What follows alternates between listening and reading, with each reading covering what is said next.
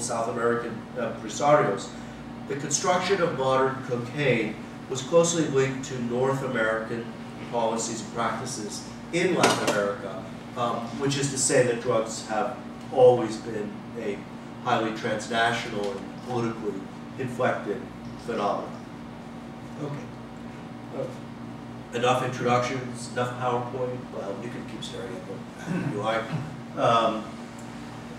Today's talk, I'm going to divide it into two parts. First, I want to give you this descriptive tour of the emerging cocaine networks and geographies from the 1940s to the 1970s. And then I want to, at the end, give you this two-part kind of political analysis that tries to make sense of the more historical geographic patterns that are found. In terms of geographies, I'm going to start with Peru, which was the place where illicit cocaine was born in the late 1940s. I'm going to move you through some of the important cocaine corridors of the post-war era, and then talk a little bit about Bolivia, the country that was the incubator in the mid-1960s of a new and dynamic form of cocaine capitalism in the Americas. Okay, so let's start with Peru. Something gonna happen? I'm probably gonna get Peru on my face. There you go. I guess I need a pointer or one of those electronic laser. I don't care really. You point. He's like, can you do the pointing when I mention places? Right. There is one on the. Okay. Anyway, Peru. Good place to start. This is a country that I actually have worked on for most of my academic career. And it was in Peru's eastern Amazonian region, the region that is called geographically the Montaña, where the Andes meet the Amazon region, subtropical, tropical regions of Huánuco, above today's Huallaga Valley. This is a region of Peru that had a long set of historical ties to what was a perfectly legal and respectable national cocaine industry that dated back to the 1880s. And this is the medical commodity of cocaine. It was mainly used for local anesthesia. It was derived from local coca leaf, the herbal coca leaf of indigenous cultures. But at the same time, it was marketed by growing and highly sophisticated global pharmaceutical firms like Germany's Merck. And in fact, Peru's own turn-of-the-century cocaine industrialists had invented and specialized in the export of something that was called crude cocaine, or in Spanish, cocaína bruta, which was a valuable semi-refined sulfate coca paste that Merck and other companies would then refine into medicinal powdered cocaine hydrochloride. And not coincidentally, if you can really bracket this for thinking about later, this crude cocaine of the late 19th century is actually exactly the same thing as what is known today as pasta básica de cocaína, or PBC, which is the chief peasant ingredient into today's global cocaine trade. Now, after World War II, this cradle of legal modern cocaine rapidly transformed into its opposite, an underground source of illicit cocaine. In 1947, the first clues began to appear in a trickle of sailors on Grace Line ships to New York who were smuggling small stashes, really ounces of cocaine in their pockets or luggage.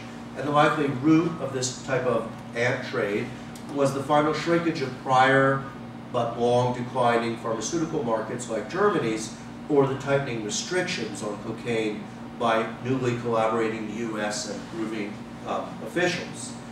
In 1948, U.S. drug agents began their first ever overseas anti-cocaine investigations and sting operations, which were reaching all the way from New York to the eastern Andes. And in August of 1949, very dramatically, there was an international cocaine scandal or scare that erupts around the so-called Valareso gang, run by Eduardo Valareso, an enterprising Peruvian sailor, which resulted in more than 100 arrests from East Harlem, kind of a revealing consuming spot, all the way to the Huallaga Valley. Now, on one of those handouts, you have a photograph of Eduardo right there, the mugshot of Eduardo Balarezo.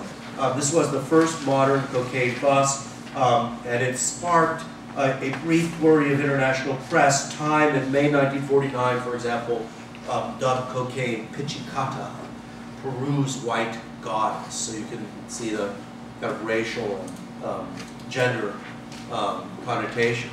And by the way, incidentally, just to waste a little time here, a couple of months ago, the great-granddaughter, this shows you the wonders of the internet, the great-granddaughter of this drug dealer, Eduardo Balarezo, wrote me an email, and she's a college student at City College in New York, and she said, "Thank you for showing me this about my family.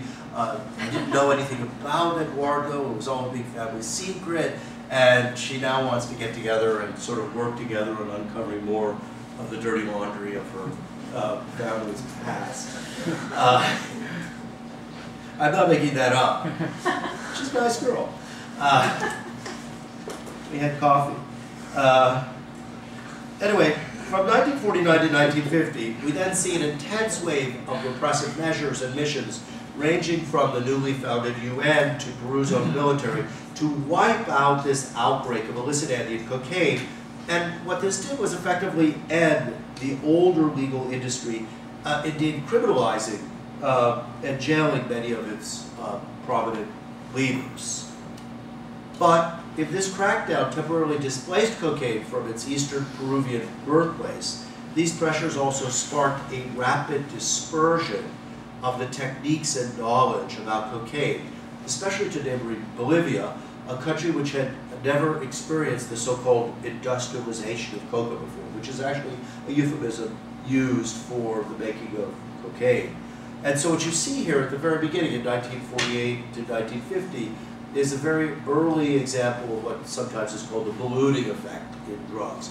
You crack down in one place and they just simply spread even quicker to another place.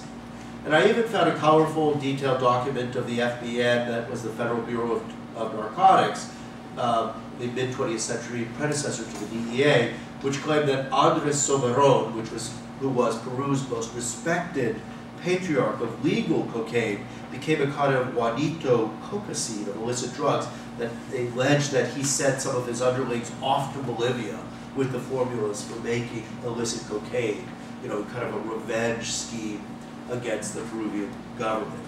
I don't really know whether that's true or not. But during the 1950s, cocaine gravitated from Peru. There were some itinerant interests of Cuban mafiosos who would travel to the country. Occasionally a lab would show up in remote Amazonia. Nor had, in the Peruvian birthing process of illicit cocaine, had the drug really sent out any social roots. That is, brought into play its own dynamic coca-growing peasantry. Still, it really had just lived off the remnants of the old legal industry or traditional Andean coca markets. This is really the region I've been talking about around here. The central Andean. Oh, you got that even better. Yeah, all right. Okay.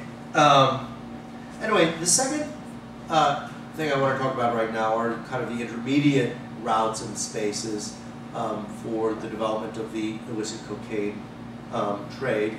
Mobile, long-distance drugs like cocaine need risk-taking entrepreneurial intermediaries. They need pit stops and way stations to bridge these remote zones of tropical production, cross borders safely,